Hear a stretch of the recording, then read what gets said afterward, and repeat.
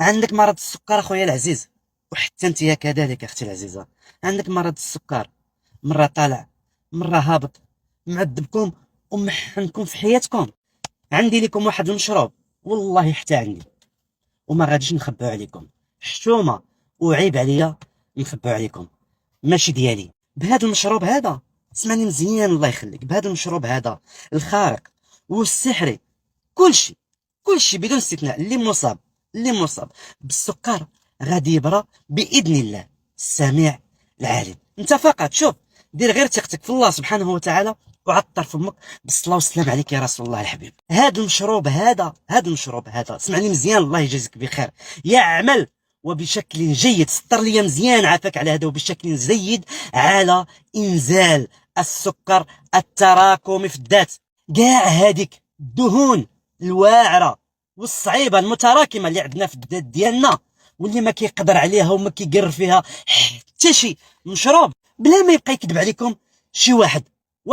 ولكن الاخوان والاخوات، بهذا المشروب هذا الخارق والسحري، كاع هذيك الدهون العنيده اللي عندنا في الذات ديالنا متراكمه كينصفها. بقى معايا خويا العزيز، وبقاي معايا كذلك حتى انت يا اختي العزيزه، ما تزابيوش. الله يجازيكم بخير، صبرا جميلا، ان الله المستعان.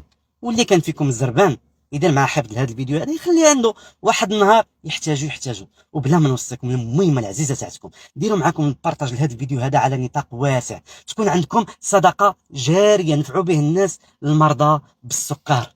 بغا فالاخوان والاخوات سمعوني مزيان الله يجازيكم بخير، معلقه كبيره ديال الزريعه ديال الكمون، ونص معلقه صغيره ديال القرفه المطحونه، ونص معلقه صغيره كذلك ديال الزنجبيل، وحتى هو كذلك مطحون. هاد المكونات هذه كلها اللي هضرنا عليها دابا غادي ديروها في واحد الكاس، وهذاك الكاس غادي تعمروه بالماء دافي.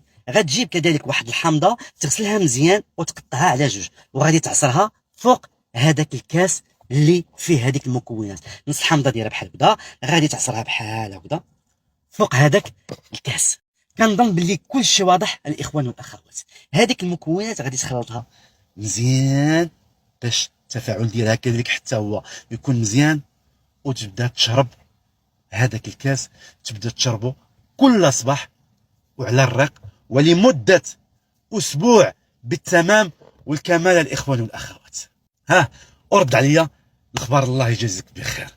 هاد الوصفه هذه راه فيها العجب الاخوان والاخوات، فيها الخير والبركه. المهمه العزيزه تاعتكم بارطاجيوها مع اصحاب السكر في سبيل الله. تحياتي الاخوان والاخوات.